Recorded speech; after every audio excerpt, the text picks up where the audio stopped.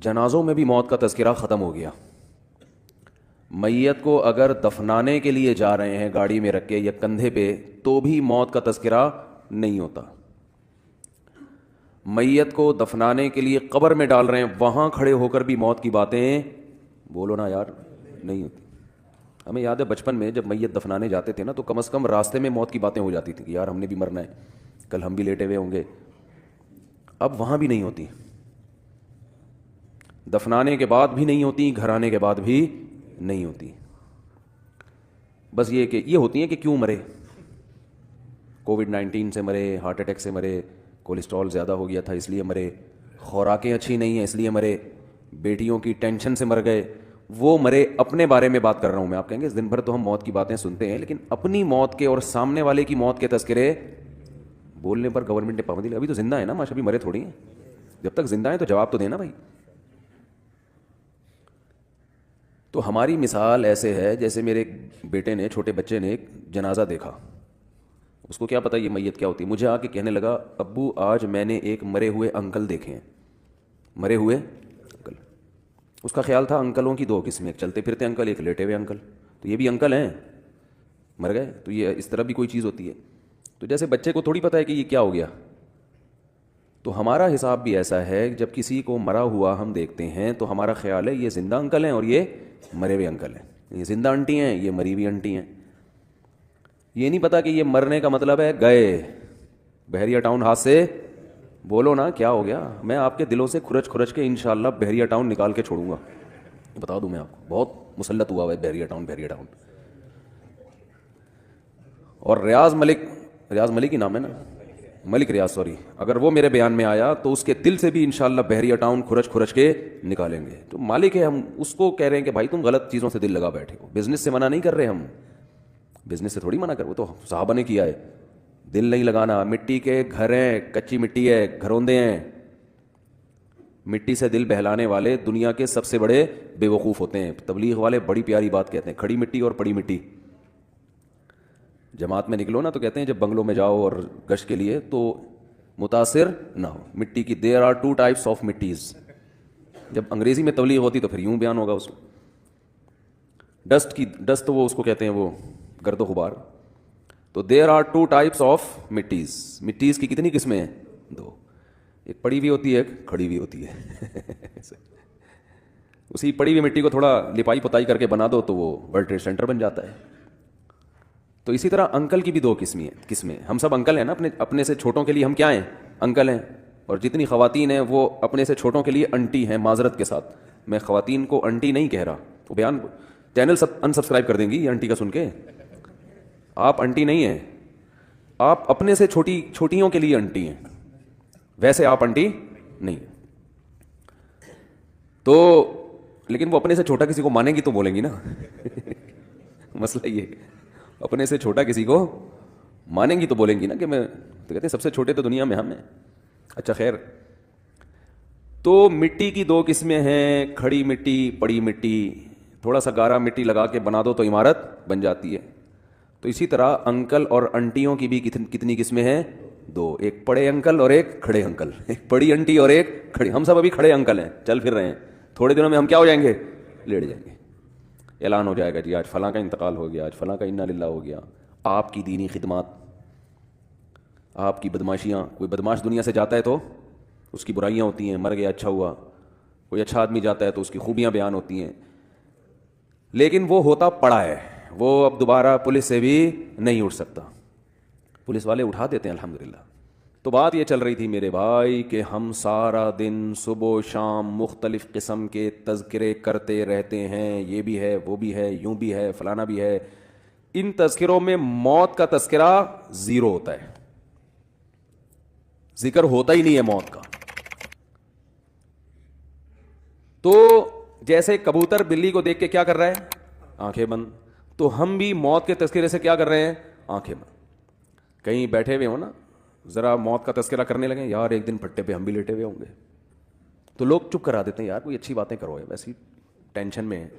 حالانکہ ٹینشن ختم کرنے کا اس سے بہتر کوئی ذریعہ ہے نہیں. عجیب بات ہے یار, جس کے تذکرے کو آپ ٹینشن سمجھتے ہو ٹینشن ختم کرنے کا اس سے بہتر کوئی ذریعہ ہے نہیں. بار بار کرو تاکہ محبت ہی دنیا سے ختم. دیکھو ٹینشن کس بات سے ہوتی ہے؟ آپ کو جب آپ کی پسند کی چیزیں نہ ملیں, اسے ٹینشن ہوتی ہے نا. ارے میرے پاس گاڑی نہیں ہے, فلاں کے پاس تو گاڑی بھی آ گئی. ارے میری تنخواہ اتنی ہے, فلاں کی تو تنخواہ ڈبل ہو گئی. ارے بھائی میری وہاں ہوئی نہیں جہاں میں چاہ رہا تھا, فلاں کی تو اس سے بھی اچھی جگہ پہ ہو گئی.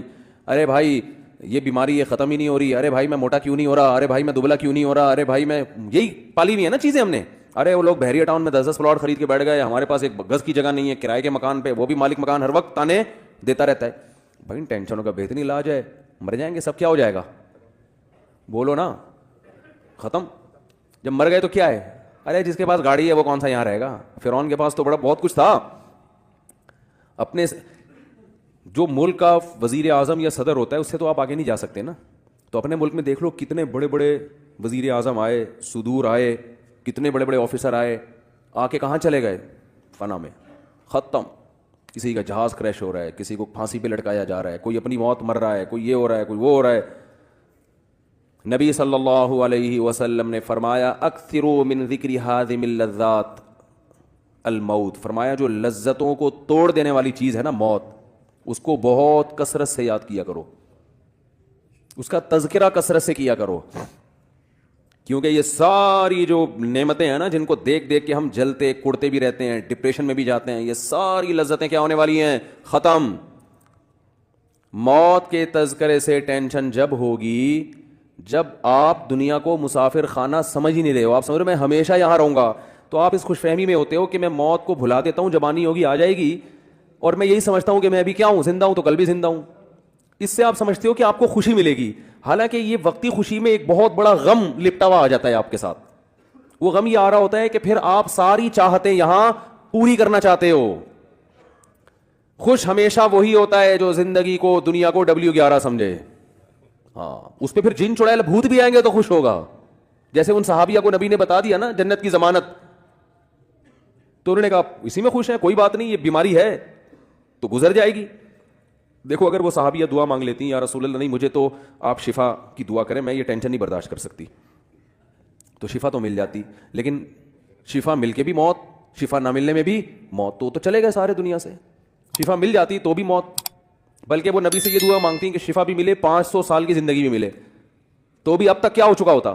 موت ہو چکی ہوتی. جو مر گیا. دیکھو ماضی اچھا گزرے برا گزرے, اس سے آپ کی صحت پہ کوئی اثر نہیں پڑتا. جو وہ ہمارے گزر گئی گزران, کیا جھوپڑی کیا میدان. جو ٹائم گزر گیا وہ تو اچھا گزرا برا گزرا, اس کا کرنا کیا ہے؟ حال اور فیوچر کو سوچ کے انسان خوش ہوتا ہے.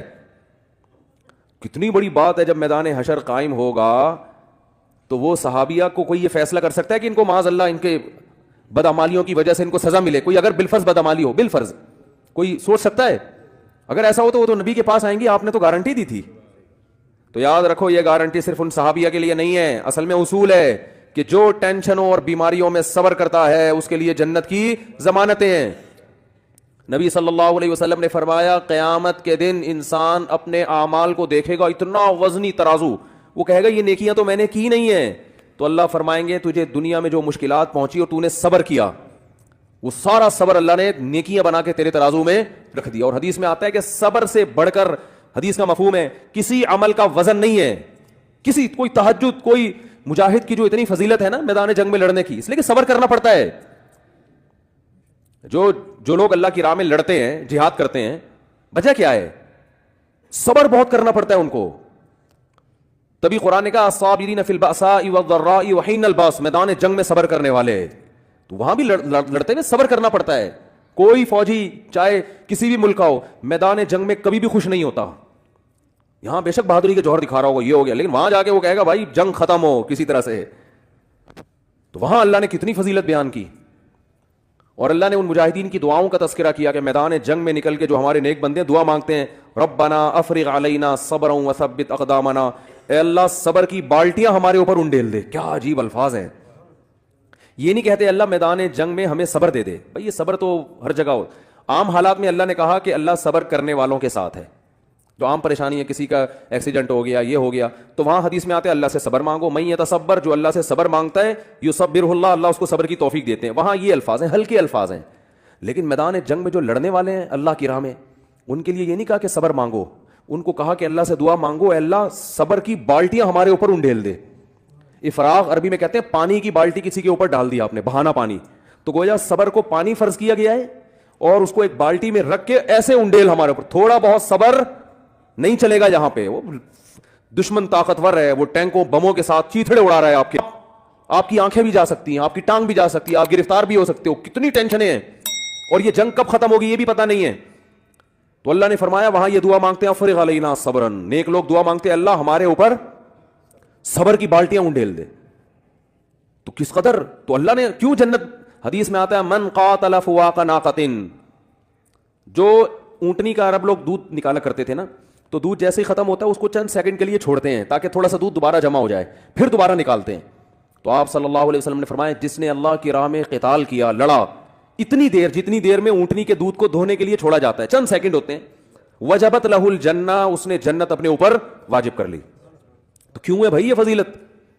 اس لیے کہ یہ یہاں بیٹھ کے بات کرنا آسان ہے، لڑنا بہت مشکل کام ہے میدان جنگ میں. تو کیوں اتنی فضیلت؟ لڑائی کی وجہ سے نہیں، صبر کی وجہ سے. اس کا صبر بہت ہے. تو میرے بھائی چاہے مصیبتوں میں صبر ہو، بیماریوں میں ہو، جن چڑیل بھوت آ گئے، کوئی بھی ٹینشن ہے نا، تو اس میں آپ صبر کو ہلکا نہ سمجھیں. اور یعقوب علیہ السلام کی دعا یاد کر لیں. جب بیٹا گم ہو گیا تھا نا، لوگ کہہ رہے تھے کہ آپ تو مایوس کیوں نہیں ہوتے، آپ یہ کیوں نہیں اور یوں کیوں نہیں، تو کیا فرمایا اعلم من اللہ ما لا تعلمون، میں اللہ کے بارے میں وہ کچھ جانتا ہوں جو تم نہیں جانتے. کیا مطلب؟ مجھے پتا ہے اللہ جب کسی کو تکلیف دیتا ہے تو بنانے کے لیے دیتا ہے، تکلیف برائے تکلیف نہیں ہوتی.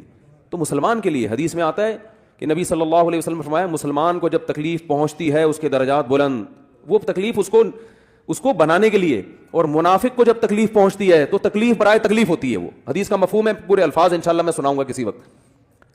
تو اس لیے میرے بھائی اللہ سے عافیت مانگیں، ہم تکلیفوں کے اہل نہیں ہیں، ہم تو نالائق لوگ ہیں، بے صبرے لوگ ہیں. ایک صحابی نے جب نبی سے یہ بیان سنا نا صبر پہ، کیسا صحابی کا جذبہ، اللہ سے مصیبتیں مانگنے لگے، دعا مانگ رہے ہیں اللہ مجھے مصیبتیں دے تاکہ میں صبر کروں. یہ صحابی کا ایمان تھا کہ مجھے دنیا میں اللہ خوشی چاہیے ہی نہیں. لیکن نبی نے ان کو منع کیا کہ یہ عبدیت کے خلاف ہے، غلامی کے خلاف ہے. غلام ہمیشہ اللہ سے کیا مانگتا ہے؟ غلام کا کام ہے بھائی وہ عافیت مانگے. جیسے غلام اپنے مولا سے کہے مجھے نہیں پیسے چاہیے، تو مولا کو غصہ آئے گا، بھائی میں بڑا ہوں تو چھوٹا ہے. تو میں تو باپ اپنے بیٹے کو کچھ کھلا رہا ہے، بیٹا کہ ابا میں کسی کا محتاج نہیں، مجھے نہیں چاہیے، تو باپ کو غصہ آئے گا نا کہ ابھی تو کسی اور کے سامنے یہ بات کر، میں تیرا باپ ہوں. تو اس لیے اللہ کو بھی اللہ چاہتے ہیں کہ بندے مجھ سے خوشیاں مانگے، غم نہ مانگے. غلامی کا تقاضا یہی ہے. تو اللہ سے خوشی مانگو، اے اللہ ہم بے صبرے لوگ ہیں، اے اللہ ہم سے مصیبتیں برداشت نہیں ہوتی، ہم نالائق ہیں. تو اللہ سے عافیت مانگے، اے اللہ ہمیں شکر کی نعمت سے ہی نواز دے، بس تو ہمیں نعمتیں دے اور شکر کی توفیق دے دے، اسی سے ہمارے گناہ معاف کر دے، اسی سے ہمارے درجات بلند کر دے، مصیبت نہ مانگی جائے. تو کسی خاتون کا فون آیا، کل کی بات ہے، امریکہ سے، کینیڈا سے یا امریکہ سے، کوئی حرج نہیں ہے، ان کی طرف سے پابندی نہیں ہے کہ واقعہ نہ سنائیں آپ. اور یہ جو ٹیلی فون ہے نا، یہ ہمارے حضرت کہیں جاتے نہیں تھے، آخری عمر میں بالکل بند ہو گئے تھے، مصروفیت بڑھ گئی تھی، فون کھلا ہوا تھا. تو ہم یہ کہتے تھے کہ حضرت جن ٹاپک پر بیان کرتے ہیں یہ تو بالکل معاشرے کی دکھتی رگ کو پکڑ رہے ہیں، جاتے یہ کہیں ہے نہیں، تو ان کو دنیا کا پتہ کیسے چلتا ہے کہ دنیا میں ہو کیا رہا ہے؟ یہ تو گھر میں ہی رہتے ہیں، ملا کی دوڑ کہتے ہیں نا، مسجد سے گھر سے مسجد. تو حضرت فرمایا کرتے تھے یہ جو فون ہے نا یہ مجھے پوری دنیا کی خبریں دیتا ہے، ہو کیا رہا ہے. تو ہمیں بھی ٹیلی فون جو ہے نا بتاتا ہے گھروں میں ہو کیا رہا ہے. تو گھر میں ان کے گھر میں کوئی جن چڑیل بھوت، ان کے گھر میں کیا تھے؟ جن چڑیل بھوت، اس پہ آ رہا ہے، اس پہ آ رہا ہے، فلانے پہ آ رہا ہے، ڈمکانے پہ آ رہا ہے. تو میں نے بتایا کہ بھائی وہ یہ آیت الکرسی پڑھیں، یہ پڑھیں، انہوں نے نہیں فائدہ ہو رہا، یہ ہو گیا وہ ہو گیا، بڑے مسائل ہیں. میں نے کہا مجھے ایک بات بتاؤ، آپ کے کسی ریلیٹیو کا کسی عامل سے تعلق تو نہیں ہے؟ کسی جن چڑیل بھوت بھگانے والے سے تعلق تو نہیں ہے؟ انہوں نے کہا اصل میں ایک کی طبیعت جب خراب ہوئی نا تو ہم پھر کسی کے پاس چلے گئے جو جن چڑیل بھوت بھگانے کا کام کرتے ہیں. میں نے کہا بس یہ آپ کی ہو گئی غلطی. اب نسلیں یاد رکھیں گی، اللہ ان کو شفا دے. اب آپ کے پورے خاندان ساری زندگی جن چڑیل بھوت سے ہی نمٹتا رہے گا. اور میں نام لینے میں بھی عار محسوس نہیں کروں گا، کیونکہ جب تک کلیئر بات نہ کی جائے لوگ سمجھتے نہیں ہیں. لوگ کہتے ہیں مفتی صاحب فراڈی عاملوں کے خلاف بیان کر رہے ہیں. ہرگز ایسا نہیں ہے. میں صحیح عاملوں کے خلاف بیان کر رہا ہوں, یہ فراڈی ہیں. رقیہ کے میں خلاف نہیں ہوں. اگر کوئی بزرگ رقیہ کر رہے ہیں, دم درود کر رہے ہیں, وہ تو صحابہ تابعین سے میں بھی کرتا ہوں, وہ تو سب کرتے آئے ہیں. جو اس میں پروفیشنل ہے نا, جو کہتا ہے مجھے یہ کام آتا ہے, وہ جھوٹ بول رہا ہے, وہ الو بنا رہا ہے آپ کو. اور علماء بیچاروں کو پتہ نہیں ہے, ان کو خود نہیں اس فیلڈ کا پتہ. وہ کہتے ہیں شاید کوئی پڑھا لکھا ہو, وہ کچھ بھی نہیں پڑھا لکھا, یہ کوئی سلیبس ہے ہی نہیں, آج تک کوئی وجود میں ہی نہیں آیا. وہ جن چڑیل بھوت بھگانے کا کیا ہے, کیا کرائٹیریا کیا ہے, اس کو کیا آتا ہے؟ تو کہتے ہیں کوئی سلیبس نہیں ہوتا, تجربہ ہوتا ہے. تو تجربہ ہی لکھ دو اپنی کتابوں میں, اسی کو ہم نصاب بنا کے یونیورسٹی میں پڑھانا شروع کر دیں گے. جس بڑے سے بڑے عامل کے پاس جاؤ نا, اس سے پوچھو انٹرویو, تو کیا کرتا, کیا ہوتا کیسے, اس کو خود کچھ بھی نہیں پتا ہوتا. مفتی ہوں اور مجھے پتا ہے اس میں میری مخالفت کتنی ہوگی, یہ بھی علماء کی طرف سے ہوگی. میں علماء جن کو میں اہل حق سمجھتا ہوں, ان کی مخالفت کی پرواہ کیے بغیر آپ کو اس لیے بتا رہا ہوں, اپنے گھروں کو تباہ ہونے سے بچاؤ. یہ علماء صحیح ہے, اہل حق ہیں, لیکن بیچاروں کو نہیں پتا ان کی چالاکیاں, وہ بھی بیچارے بیوقوف بن جاتے ہیں. دیکھو نیک آدمی کو بیوقوف بنانا آسان ہوتا ہے. یہ علماء بھی ان عاملوں کے چہروں کے نور دیکھ کر اور ان کی ٹوپی ڈرامے دیکھ کر کہتے ہیں شاید کچھ آتا ہو. علماء فراڈی نہیں ہوتے, لیکن فراڈی آدمی علم کا لیبل لگا لیتا ہے, استعمال کرتا ہے, جس سے علماء بھی بیوقوف بن جاتے ہیں. میں نے بڑے بڑے بزرگوں کو ان عاملوں کے ہاتھوں بیوقوف بنتے دیکھا ہے. اگر آپ فتنے کا خوف نہ ہوتا, میں ان بڑے بڑے بزرگوں کے نام لے کے بتاتا کہ فلاں بزرگ کو کس نے الو بنایا, فلاں بڑے سے اتنے بڑے مفتی بزرگ کو کس نے الو بنایا, اور اب تک بنا رہا ہے. نہیں آ رہی میرا خیال ہے بات. آپ کہیں گے آپ کا علم زیادہ ہے, ان علماء کو نہیں پتا. ہمارا علم کچھ بھی نہیں ہے قرآن و سنت میں, ان علماء کے مقابلے میں. یہ قرآن و سنت کے حامل ہیں. ان کی عاملوں کی جو 1.5 ہوشیاریاں ہیں نا, اس کا قرآن و سنت سے تعلق نہیں ہے, اس کا تجربے سے تعلق ہے. آپ دماغ کتنا استعمال کر رہے ہیں, اس کی اپنی اوقات تو جا کے دیکھو اس عامل کی, کم وقت کی. تو میں نے اس خاتون سے کہا, وہ کہہ رہے وہ تو دارالعلوم کرنگی کے. میں نے کہا جامع رشید کے تو کچھ طلبہ جو عامل بن رہے تھے, ہم نے خود نکالے ہیں مدرسے سے, اور کچھ بن چکے ہیں ہمارے. اب کل میرا شاگرد بولے کسی کا جن بھگانے کے لیے کہ میں مفتی طارق مسعود صاحب سے میں نے فقہ کی فلاں کتاب پڑھی ہے, حدیث کی فلاں کتاب پڑھی ہے, ہدایہ پڑھی ہے, یہ پڑھا ہے, وہ پڑھا ہے. اب آپ کہیں کہ ہم نے تو اس سے علاج کرایا لیکن الٹا ہمیں یہ ہو گیا تو وہ ہو گیا, اس کا مطلب مفتی طارق مسعود صاحب کے شاگرد بھی فراڈی ہیں. بھائی ہمارے شاگرد فراڈی نہیں ہوتے, لیکن فراڈی آدمی ہماری شاگردی میں آ سکتا ہے. گورنمنٹ کی طرف سے کوئی پابندی نہیں ہے. کوئی فراڈی آدمی جامع رشید میں ایڈمیشن لے سکتا ہے, فراڈی آدمی دارالعلوم کرنگی میں جا سکتا ہے. دارالعلوم کرنگی نے ذمہ داری نہیں لی, تو کوئی بھی سرٹیفکیٹ دکھائے اس سے متاثر مت ہو. باقی رہا خلیفہ بزرگ کے, دیکھو بزرگ جب کسی کو خلافت دیتے ہیں وہ ظاہری حالات کے لحاظ سے ظاہر میں ٹھیک لگ رہا ہے, اندر کے حالات اللہ کے سوا کوئی بھی نہیں جانتا. یہ کوئی پوری زندگی کی گارنٹی نہیں ہوتی کہ میری نظر میں اس پہ نیکی کا ٹھپا لگ گیا ہے. یہ گارنٹی خدا کے سوا, اللہ کے سوا کوئی بھی نہیں دے سکتا. تو اس لیے علماء کہتے ہیں کسی بزرگ کی خلافت اگر کسی کو ملی ہے تو محض خلافت کی وجہ سے اس سے بیعت ہونا جائز نہیں ہے, بلکہ آپ خود اپنے طور پہ اس کو پرکھو گے. ان بزرگ نے تو بیچاروں نے اپنے خیال میں, ہوتا ہے کہ بھائی ان کا خیال تھا تو اس نے ہو سکتا ہے بزرگ کو بیوقوف بنا دیا ہو, تو یہ ہو جاتا ہے, بڑے بڑے خلیفے بیوقوف بنا کے خلافتیں لے لیتے ہیں. تو اس لیے اس کی پرواہ مت کریں. لوگ مجھ سے بڑی بحث کرتے ہیں آپ کے پاس دلیل کیا ہے, حالات مشاہدات, کوئی ایک ڈھنگ کا عامل دکھا دو, ایک ڈھنگ. رقیہ کے میں خلاف نہیں ہوں, رقیہ کوئی بھی کر سکتا ہے, رقیہ تو کوئی بھی کر لے. تو اور دوسری بات یہ کہ لوگ جو کہتے ہیں نا فلاں عامل بھی ہے مفتی بھی ہے, یہ تو ویسے ہی ایک دوسرے کے متضاد. یہ ایسے ہی ہے جیسے کسی کو آپ کہیں فلاں گورا بھی ہے اور کالا بھی ہے. ہاں بھئی یا تو گورا ہے یا کالا ہے, گورا بول دیا تو کالا نہیں ہے, کالا بول دیا تو گورا نہیں. تو یہ عامل فارغ ترین لوگ بنتے ہیں جن کے پاس علمی استعداد نہیں ہوتی, صلاحیت نہیں ہوتی. اور مفتی کے لیے ضروری ہے کہ وہ فتوے کا کام پراپر طریقے سے کرتا ہو. 1-2 سال میں جیسے کوئی ڈاکٹر نہیں بن جاتا. دیکھو ایم بی بی ایس کر کے کوئی doctor, M B B S کی ڈگری آتی, کلینک کھولنے کی اجازت ہوتی ہے؟ بولو نا یار. بھائی ایک پروسیس ہے, 2 سال ہاؤس جاب ہے, تجربہ تو کرو. پہلے کسی بڑے ڈاکٹر کی نگرانی میں آپ مریضوں کا علاج کریں, آپ مریضوں کا علاج کریں آپ بڑے ڈاکٹر کی نگرانی میں, تاکہ اپنے تجربے کی بھینٹ چڑھانے کے بجائے کسی پراپر کسی ڈاکٹر, پھر کچھ خاص شعبے ہوتے ہیں ان میں ہوتے ہوتے 10-15 سال میں جا کے ریلائبل ڈاکٹر بنتا ہے. ورنہ وہ ہمیشہ اپنے سینئر سے ہی پوچھتا رہتا ہے کہ سر آپ مشورہ دیں, کیا کرنا ہے, مشورہ دیں. اور اس کام میں کئی سال لگا دیے ہوں, پھر جا کے اس قابل ہوتا ہے کہ لوگ اس کی تحقیق اور اس کی رائے پر اعتماد کرتے ہیں میڈیکل سائنس میں. ایسے ہی مفتی پراپر کورس کرنے کے بعد بڑے مفتیوں کی نگرانی میں کئی سال مسائل کا حل لکھتا ہے, ریسرچ کا کام کرتا ہے, کئی سال تحقیق کا کام بڑے مفتیوں کی نگرانی میں کرنے کے بعد اس قابل ہوتا ہے کہ اب اس کی رائے بھی کیا ہو, مضبوط رہے, پھر وہ مفتی بنتا ہے. اور اس کے پاس اتنا ٹائم ہی نہیں ہوتا کہ لوگوں کے جن چڑیل بھوت بیٹھ کے بھگاتا رہے وہ, کیونکہ یہ کام اور دونوں جمع نہیں ہو سکتے. جیسے کوئی پراپر ڈاکٹر کے پاس آپ نے دیکھا فارغ ہر وقت فارغ بیٹھتا رہو, کوئی پراپر ڈاکٹر مجھے ایسا بتاؤ جو سارا دن جن چڑیل بھوت بھگاتا ہو لوگوں کے, کبھی دیکھا آپ نے؟ اور ڈاکٹر یہ کام کرتے بھی نہیں ہیں, کیونکہ ان کو پتا ہے ہمارے پاس اس سے زیادہ اہم کام ہے. بھائی ہم لوگوں کا حقیقت میں علاج کر رہے ہیں نا, تو کوئی ڈاکٹر یہ کام نہیں کرتا, کوئی انجینئر یہ کام نہیں کرتا, اس کے پاس پراپر کام بہت, انجینئر جو واقعی انجینئر ہو اس کے پاس کتنے کام ہوتے ہیں, کوئی سائنٹسٹ یہ کام نہیں کرتا. تو بھائی کوئی مفتی یہ کام کیوں کر رہا ہے؟ اس کے پاس تو اتنا عظیم کام اللہ نے دیا ہے کہ مسائل کا حل بتائے وہ لوگوں کو, جو شرعی مسائل ہیں. جس کا حل نہیں آتا تحقیق کرے, علماء سے رابطہ کرے, یہ اتنا بڑا مسئلہ, وہ عامل کیسے بن گیا؟ عامل کے لیے تو دنیا کا فارغ ترین آدمی ہونا چاہیے.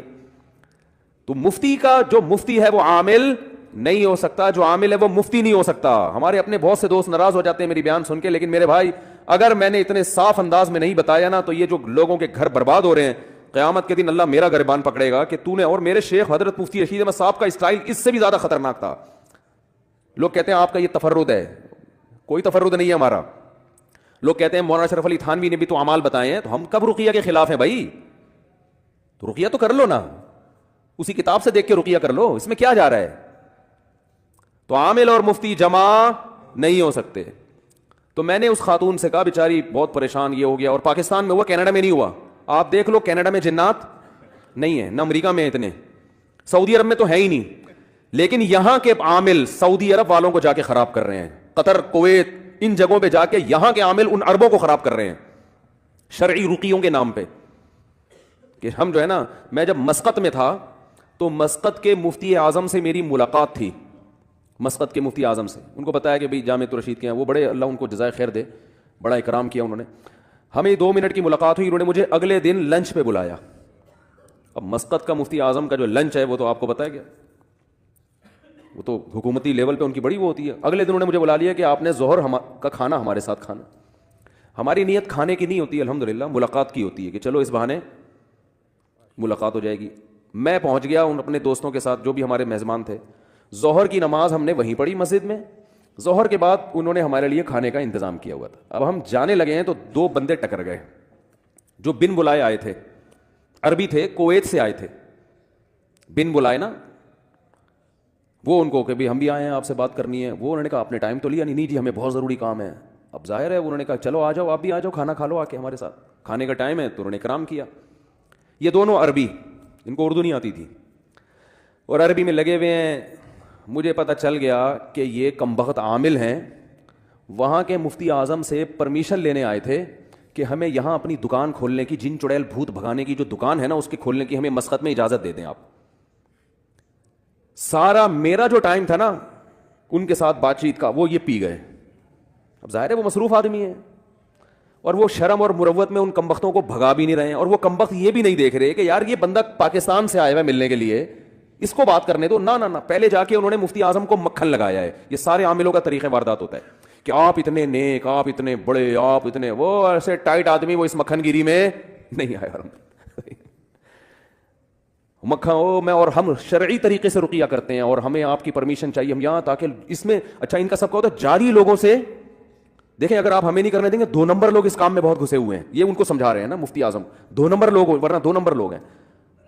پورا نچوڑ لیا انہوں نے, کھانا کھلایا, اس کے بعد بولا پتلی گلی سے چلو نکلو. میں نے کہا اللہ کا کتنا بڑا فضل ہو گیا کہ یہاں گورنمنٹ ان چیزوں کو پنپنے نہیں دیتی, ورنہ اور مسقط میں آپ کو ایک بھی جن چڑیل بھوت نظر نہیں آئے گا. لیکن جو عامل جس علاقے میں جائے گا نا, جن اتارنے والا, وہ اپنے ساتھ بڑی بڑی چڑیلیں لے کے جاتا ہے وہ. میں نے کہا اگر یہ مفتی, اچھا میرا تو سارا وقت وہ پی گیا نا, اور پھر آگے آگے گھسا جا رہا ہے. وہ کھانا جب ہم نے کھایا تو وہ مفتی اعظم نے کہا کہ مجھے کہا کہ دعا کرا دیں آپ. تو میں نے کہا آپ بڑے ہیں, آپ کرائیں. اب یہ بات چل رہی تھی, وہ شروع ہو گیا میں کراتا ہوں, کیونکہ اپنی تصویریں کھینچ رہا ہے, صحیح ہے نا, کیونکہ وہ سیلفیاں بھی ہو رہی ہیں, اور پھر दुनिया को दिखाएगा कुवैत जाकर या पाकिस्तान आकर कि मुफ्ती आजम के मजलिस में दुआ किसने करवाई, वो अपने बारे में मैंने करवाई। तो इन चीजों को क्या कराएगा ये कैश, कि यार वो मेरे सामने बैठा हुआ है दोजानो और खाना भी खिला रहा है और मैं इतना बड़ा आदमी हूं, तो मैं कैसे जिन नहीं भगा सकता। तो लोग इन चीजों से क्या होते हैं मुतासर, यार ये तो बड़ी पहुंची हुई फिल्म है भाई, हमने एक तस्वीर नहीं ली, जिनको बाकायदा इनवाइट किया गया है खाने पे ठीक है, और वो तस्वीरें भी, और फिर दुआ कराते हुए रो रहा है। खाने के बाद दुआ में तो वैसे भी रोना धोना, अच्छा हमको मैयत थोड़ी है, कोई जनाजा थोड़ी पड़ा, भाई थोड़ी सी दुआ का मतलब ये था भाई अल्लाह बरकत दे अहले खाना को रिज़्क़ में, बस यही होता है ना, अल्हम्दुलिल्लाह अल्लज़ी अतामना वसक़, वो करा रहा है, इतने हाथ यूं कर लिया ऐसे, फुल शोबाजी। तो हम इतना टाइम हो चुका था, 1.5-2 घंटे वो पी गए, हमने कहा जी अस्सलाम वालेकुम, जा रहे हैं, क्या बात करे आदमी बैठ के। तो मैंने कहा यार ये भी, हाँ, और आपके जो पाकिस्तानी आमिल हैं ये बड़े बहुत आगे हैं भाई, ये आपकी सोच से बहुत आगे की चीज़ें हैं। ये जा रहे हैं सऊदी अरब, अरबों को बेवकूफ़ बना रहे हैं, कुवैत जा रहे हैं, वहाँ बेवकूफ़ बना रहे हैं, और पता नहीं क्या क्या कर रहे हैं। अभी तक कुवैत में एक साहब 15 साल शारजा में रहकर आए, कह रहे हैं मैंने पूरे, पठान थे हमारे दोस्त, कह रहे हैं 15 साल में एक जिन भूत का केस नहीं देखा। कह रहा है इधर आया हूँ तो इधर हर दूसरे आदमी पे भूत चढ़ा हुआ है, हर घर से तावीज़ निकल रहे हैं, वो उस पर जिन आया हुआ है, वो सास ने बहू पे कराया है, फलानी ने ढिमकाने पे कराया।